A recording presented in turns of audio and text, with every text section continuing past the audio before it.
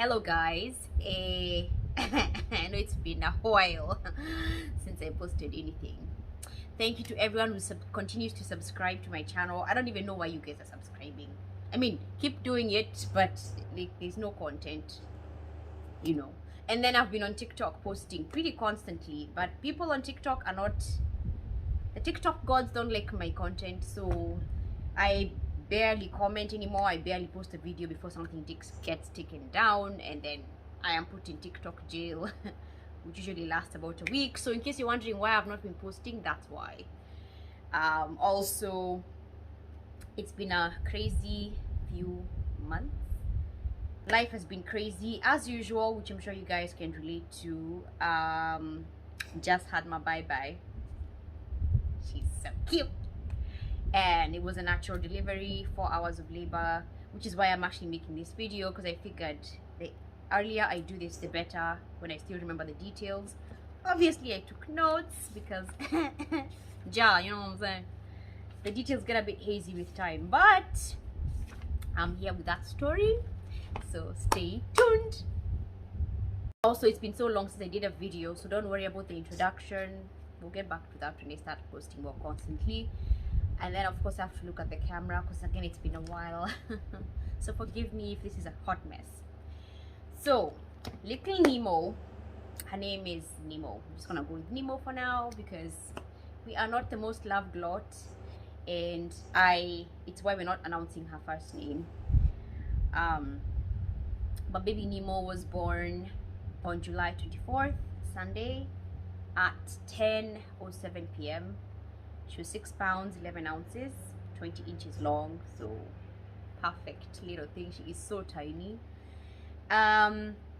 She came 3 days before her due date, which was kind of on purpose on my side because I am self-employed. I only have so much time off, and I had really planned it out. So I was like, you have to arrive by this day. There's no being late. Okay, we are on a schedule. This is not my first pregnancy. Oh, bless you, boo boo. That's her. It's my third baby and third delivery, and my second all natural delivery. She was the shortest labor I had. Are you getting fussy? Also, I apologize if there's a lot of background noise. Our caretaker decided today is the perfect day to mow the lawns, so I'm just going to try to ignore that sound for now. So I have used natural methods to induce labor before, which are proven, tested and proven, so I knew what to do, which if you guys want I could make a separate video. I already did a video on my TikTok, which I'm going to try to link here, that tells you what to do. But I did a bit of acupressure on Saturday the 23rd and a lot of red raspberry leaf tea. I was already drinking that. Now I will say, this pregnancy I saw a midwife. My second one with my son, who's now 6.5 going on 7, I had zero prenatal care. I had zero medical personnel involved in my pregnancy. I had a 20-hour labor, and the only reason I went to the hospital is because it was taking too long and I had a little back labor, and I had no idea how far I was progressing. So then I went to the hospital. We got there, this is 2016. I was 30 minutes away from giving birth. I just didn't know. So with this one, I had a midwife. I really wanted a home birth, but with, I guess it's the COVID restrictions, I don't know what the deal is. If a midwife is a nurse midwife and works for a hospital, she cannot come to your house to deliver. You have to go to the birthing center, which I'll get into later. But in essence, you're allowed to do whatever you want to do. You can play with the lights, you can have them dim, you can eat. They don't restrict your movement and your diet and stuff like that. And midwives are more knowledgeable and more, they advocate more for natural delivery than quote-unquote doctors. Doctors are always about the medical aspect. They are about the hospital. They are about how much can they get maximum out of you. So anyways, early Sunday around 4 a.m. I was having some pretty intense pressure waves. I will say, instead of saying contractions, I'll say pressure waves, because that's part of what I learned as a Hypnobabies, as someone who embraces Hypnobabies. Hypnobabies is a program, it's a kind of hypnobirthing, for those who don't know, which encourages you, trains you to rethink pain, because that's one of the things that make people, make people hesitant about giving birth naturally. It's, women have been tuned and trained to fear birth. That's why we get the epidural. Most people, and they even have an elective C-section. Why? I don't want to go through the pain. And that's part of why I took the program. This is my second time using Hypnobabies, but I feel like this time I actually listened to my body even more than the first time. I was very in tune with myself. I used a few other programs like Serenity Doula. I'm gonna link her below. She came on my FYP one day on TikTok and I was so glad. She interacts really well with her followers on Instagram. She's amazing. So I trained myself on how the primal positions to labor in, to bring baby down the pelvis. So I feel like I did so much better this time, which is why I had a 4-hour labor. Plus, I think I manifested it. I am very big on manifesting what you want. I manifested this baby.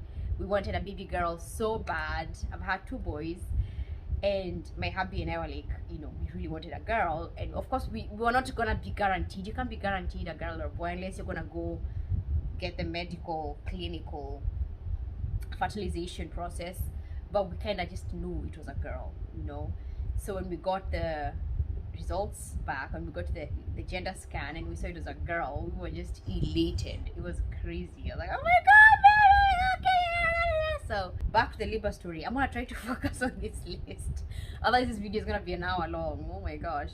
Okay, my pressure waves were strong and consistent, but I knew that in early labor you want to focus on resting, so I just slept through them essentially. I mean, I would wake up and be on all fours. All fours was my go-to method for laboring, you guys. It just felt natural. It felt like it was just doing its job. It felt like it was the best way to relieve the pressure waves. And then this is like a 4 a.m. So between 4 a.m. and 6 a.m. I was having the pressure waves. Oh, hey honey. Nikki. Nikki.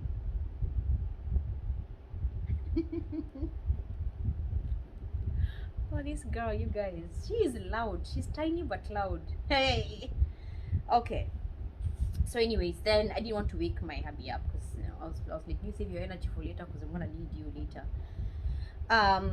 So when I woke up around 9 a.m. labor had basically just stopped. It had stopped, and I was like, oh man, I know it wasn't a false alarm, but I was like, how do you restart a stalled labor? So I knew what to do. So I went to the curb and I did a lot of curb walking. It's very awkward because it's like 1 foot up, 1 foot down, and then it is an uncomfortable way to walk. Think of like you have a flat sandal in a high heel and you're walking. That's how that felt. But it is very, very effective for engaging baby in the pelvis. And then of course there's the that always works. I did some regular walking.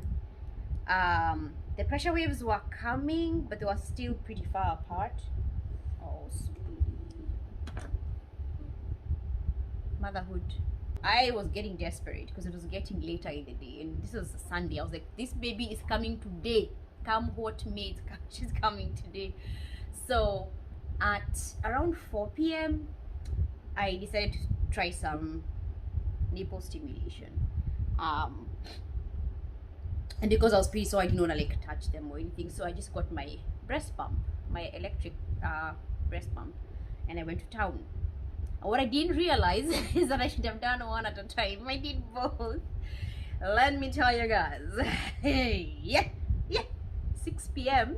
The pressure waves were like, they were just coming. They were coming and they were strong. And so I decided, you know what, let me start timing them again, because I stopped timing them.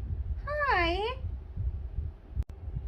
I'll try to do this with her being semi asleep. Okay, so again, pressure waves they started, they were consistent, they were strong. I found that being on all fours was my best bet. Sometimes being in like a leaning forward position and swaying back and forth was helping. Labor with her was very different than labor with my second born. My second born was mostly back labor, so I needed a lot of pressure to be put on my back, right, the lower back. Like it was intense. With her, it was all here. It was all abdomen, like the tightening. It was almost like a Braxton Hicks, which I should mention. I had some intense Braxton Hicks with her, like painful Braxton Hicks, from about 15 weeks, which is pretty early. That's how it felt like with her, labor with her. It was just a lot of tightening, and I just kept going. I was able to speak during. I was able to do chores in between the waves. Like, I'm a clean freak, and I think I kept nesting to the last minute, because I remember at some point I was in the bathroom squatting and using like disinfecting wipes to wipe the floor. And this was toward the end. My husband was like, "What are you doing? What are you doing?" Anyways, 8:30 p.m. I told hubby we should probably head to the hospital. Yeah, the birthing center, because I was like, yeah, this is, I don't know how far along. This is what we're doing. We're gonna go with the floor and we're gonna feed her. Otherwise, I won't be able to get this video out. Oh boy. Okay. 8:30 we head to the hospital. Like I said, there's a birthing center, different emergencies, entrance, blah blah. I had my son, we just dropped him off at the neighbor's house. She's a really amazing woman. She just took him. She was like, I got you, you go. Overnight bag was already packed, had loaded everything. At this point, they were pretty close together. I was having to use the cues from Hypnobabies to remind myself to just breathe, because the more intense it gets, the more likely you are to start freaking out and, you know, not listen to your body. And your body's default setting is to tense up, and that's the worst thing you could do during labor. Most people tense, it just makes everything more painful. You're basically fighting what your body is doing, you're not working with it. So it ends up being a longer labor, very intense labor. So hard as it is, you want to relax. The worst part, I hate being in a moving vehicle when I'm in labor. It is the most uncomfortable. But because of Hypnobabies, it teaches you right before you get in the car, you need to go into middle switch, which is something you guys have to understand after you, like I said, get into the Hypnobabies program. It's basically a way, your mind is basically in semi hypnosis at the time.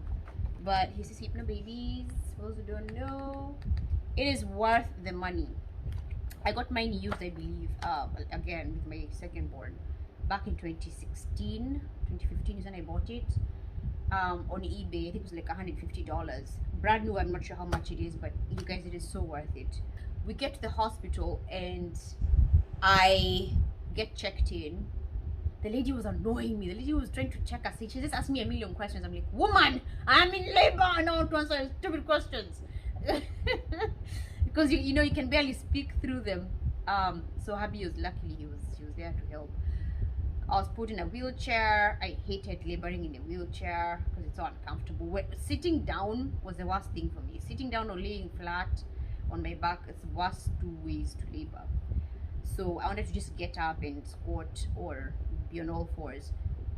I got to my birthing room. My midwife had to be called. Again, I had 3 midwives I saw during the pregnancy. One of them, the main one, was not around and she was not on call, so I got to give birth to the other one, which is fine because she's really sweet. Thank you, Stephanie. So we were in there and they checked me, because our fear was that the labor, the pressure waves they were strong but not effective. We got there, they were like, yeah, you're 6 centimeters, you're not going anywhere. I was like, yes, it's happening. So this is around what, 9-ish, 9 or something. Contractions are still coming back to back. I am now starting to groan through them because they're getting stronger. So I'm gonna try to insert some clips. Hopefully YouTube doesn't flag them for nudity. And I got through it, and of course my hubby was so amazing. He'd done a little bit on the Hypnobabies because there's a part for the partner as well, and he read that there are certain words you should tell her. I loved his touch, like just rubbing softly my shoulders, my back, reminding me release, relax. I'm like, because you want to just relax. And And I know it sounds ridiculous in such an intense moment, but trust me, it helps. The nurses were encouraging me. They were like, yeah, you've got this, you're doing so well. I did get the gas. The nitrous oxide was an option I was given. When it gets intense, I was like, yeah, when it gets to transformation or / transition, I might want some gas. Now it didn't really, because you have to inhale it really deep. When you're taking a deep breath, and then you breathe out and breathe out when you don't have the mask on. So I will say it helped some, but I could still feel the effects. Like, I didn't get to the point where I was like, oh my god, I'm high. It never got to that point, because again, they were back to back. My body didn't have enough time to, I guess, absorb the gas to that extent. 9:50-ish, 9:45 p.m.-ish, I was moved to the birthing tub. It's a different room altogether. At this point, I was even standing, as you'll see here.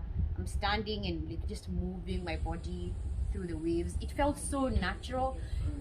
The weirdest and coolest thing for me was that this was again the first pregnancy where I felt I was listening to my body. No one was telling me what to do. No one was telling me, oh, you should do this, do that. It's just things that they came naturally. That's the only way I can explain that. And I did not have the same experience with my second born, even if I had him naturally. Medicine free, I guess. Unmedicated, I should say. So it was not the same experience. So got the birthing tub. It felt amazing because the water was pretty warm. They try to keep it at your body temperature. The downside of the birthing tub is once you're in there, you can't get the gas anymore. So they took that. You just use the water to relax and labor. They make you wear some socks even inside the tub because you might slip or whatever. Again, the waves were just coming. This is like 9:50 p.m., 9:50-ish.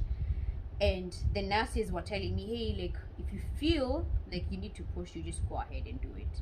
We won't tell you, like, we're not going to direct you to push. Just listen to your body and do it. Now, I started freaking out. I was like, oh my god, what if I don't feel? Like, I don't know what to feel. Like I said, again, different laboring, different pregnancies, different childbirth.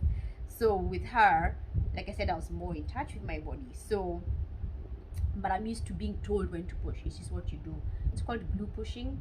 Now with my second one, I didn't have blue pushing because I could feel, but at the same time I was still being directed. This one was the first time I was like, we're here, they're on standby to grab her, but this is on you. You need to feel what when you're ready. Okay. So I felt the urge to poop, and I said, I feel like I need to poop. Now, side story. I have so many side stories. Another way I knew my body was getting ready to deliver her, before we left the house, I just felt the need to empty my my bowels. So like I was basically empty. I just finished, and I was like, my body was like trying to get rid of everything so it could be ready for her or something. I don't know. That's what I thought. So in the tub, I wasn't really worried about like pooping, which is normal. You guys, those part of giving birth is you might poop. The first one I was mortified. I was like, oh my god, I'm so sorry. With this one, it's like, the nurse said, hey, and if it's poop, we'll just scoop it out. And I was like, yeah, just scoop it out. I was kind of semi-conscious throughout this whole thing. It was so interesting. I was out of it, but I remember parts of it. I just remember the birthing itself, but time and what was being said, some of it was just kind of going through, like, did this conversation happen, or was I dreaming? It's one of those things. It's interesting how your body tunes into itself and nothing else matters, right? All right, so about 9:55-ish, I feel the urge to push, and I was bearing down some. It's almost like I was hesitant though. So with that wave, I bore down, but not as intensely. The second time, around 10 p.m.-ish, the midwife just reminded me, hey, like, if you feel the urge to push, go ahead and just push, but don't push too hard. Hey, Nemo, Nikki, ma, to make you walk. Come on. As long as you guys get this video, I don't care how many times I have to pause. 10 p.m.-ish, I feel the urge to poop. It's strong, very strong urge to poop, and I know she's coming. So at this point, I'm now sitting again, you watch the video over here, I'm kind of sitting, kind of slanted. It's hard to explain, just watch it. And I'm getting ready using gravity, and I just bore down, walked through the wave, and just bloop, she was out.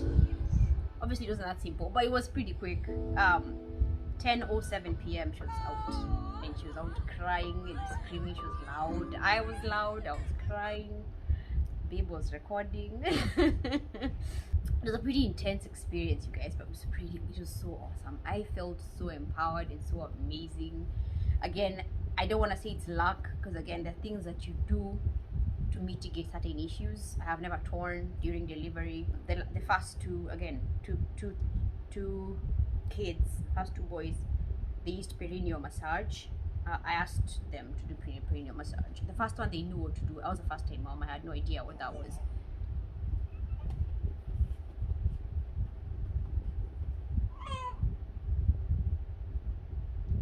Second time around, I asked them to do the perineal massage, which they did. This one they don't do if you're having a water birth, because the water essentially, I guess, increases elasticity. I'm not sure. All I know is it, and she was out. It was done. It was done. I was so happy, you guys. I tell you. Of course, there's the afterbirth, which is like the worst part, because it's just uncomfortable. I remember they do delayed clamping again, which is why I encourage you, if you're a first-time mom, please do not listen to those people who are like, oh my god, it's the most painful thing ever.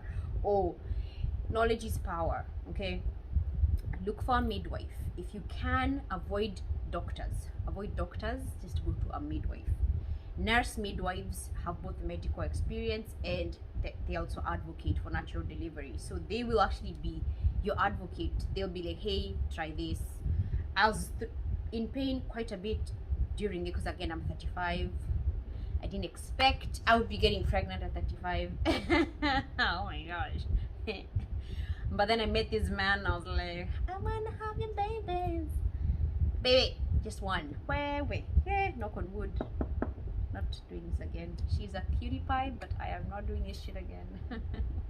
No thank you. And we decided to, have a baby together, and my parents were enthralled. They were so excited. It was just, this baby was meant to be here, even if no one had planned for her. And we planned for her, but no one knew we were gonna want to plan for her, let's put it that way. So I was quite in a bit of pain. I exercised throughout my pregnancy. You guys who follow me know I was deadlifting. It really helped the back pain. I was going to the gym twice or thrice a week. So I feel like my body was at the optimum strength to be able to do this, which is why I was also able to go through labor like I did. I had the momentum to keep going. Also, I had eaten, I don't remember the last time I ate before labor. Probably had like an early dinner or something, but I don't really remember. I think Abby went and bought something for dinner or something. I was pretty out of it that night, but I was strong enough to deal with everything, and I'm proud of myself for what I accomplished. But like I said, if you can get a midwife, please get a midwife. The pain I had toward the end was maybe my sciatic nerve or something, she said. She just taught me some stretches. A doctor will run and prescribe you something, because remember, they're not out for your best interest. At least most of them aren't. I'm not gonna say all doctors are evil, but I will say they are looking out for the hospital. They're looking out for their best interest. That's why when your water breaks and you go into hospital and labor has not begun, they induce you immediately. They don't try to find, hey, try to walk, try to do this and that. It's poop, pitocin pumped into you. Then your waves are too strong, too fast, your body can't handle it, you can't eat. It's a whole bunch of crap, but I'll get into that another time. Just want to give you guys an update. This is Fussy Face over there. She's amazing. She is a lot, but she's awesome. We love having her around. I think I'm gonna make a bunch of videos. I feel others are gonna be shorter, but there are some things I would love to teach anyone who's contemplating having a baby, or you're a first-time mom. You're freaking out a little bit because you don't know what to expect, and all you hear is, oh my god, it's the worst, oh my gosh, you're gonna die, if you don't do the epidural you're gonna die. No, don't listen to that. Don't listen to that. These are resources. you can use and look into. Again, I've had these books a while. I got this with my second born. Like I said, I was determined. I was so I was gonna have an unassisted birth at home, because I was like, I don't want anything to do with the hospital. I don't want anything to do with doctors. I was so anti the whole thing. I was keeping track of my own prenatal health. I was eating healthy. I was weighing myself. I was taking my own blood pressure. I had a Doppler. I had the whole shebang. You could call me a scrunch. They said, oh, I know I'm a hippie, but I went hippie mode, full mode. But these are things that I would love for everyone to have. It is now, what, 10 days postpartum? Today is August 4th. Probably be doing this video, releasing it tonight, I hope. And I'm feeling much stronger. Obviously I'm not popped back into shape. That takes a while, you guys. I feel like the milk supply it's kind of not dwindling, it is kind of stabilizing. Now she is cluster feeding, so that's something else we're gonna get into, but I will make a video on breastfeeding and what has helped me, what has helped me in the past. I exclusively breastfeed until about 6-7 months. I started weaning, but I still continue breastfeeding until about a year and a half. Yeah, but it's been amazing. Sorry for being AWOL for a while. Life has been crazy, like I said. With full-time work, it's the first time I was working full-time and was pregnant, so that was quite an experience. And with another child, an older child to take care of, you know, take care of the home and all those responsibilities that come with that, it was just nuts. It was completely nuts all around. So the time to post on YouTube was just not there. I didn't even post our wedding video from my Rora show in Kenya in December because of that reason. I just haven't gotten around to doing that stuff. But I am determined to bring my YouTube back. I don't care if it's just once a month I'm gonna post, because I'm gonna have to be, just bear with me and be patient with me. When I do post, it'll be worth the wait. And yeah, I love you guys. Thank you for hanging out with me. Thank you for supporting us, following us. Check out our Hippie account on TikTok. I'm gonna link them below. Check out our Politicrats. It's our political account where Babe and I post, because my African hippie on TikTok is yeah, every time I'm just like, I'm this close to getting permanently banned. So right now it's actually on private because of that, because I was like, I don't know if I want to risk that. I will see you guys soon. Kenyan hippie out. Love you guys. Mwah.